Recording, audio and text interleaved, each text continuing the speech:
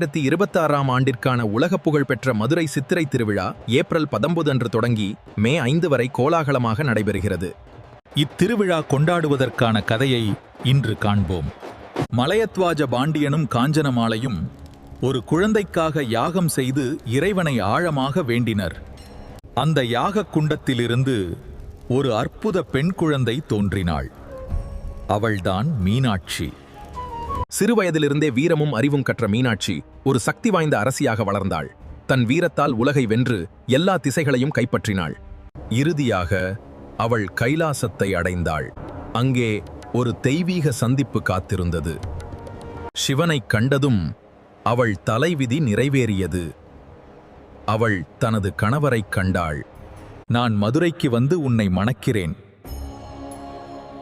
நம்பிக்கையோடு பூலோகம் திரும்பினாள் மீனாட்சி.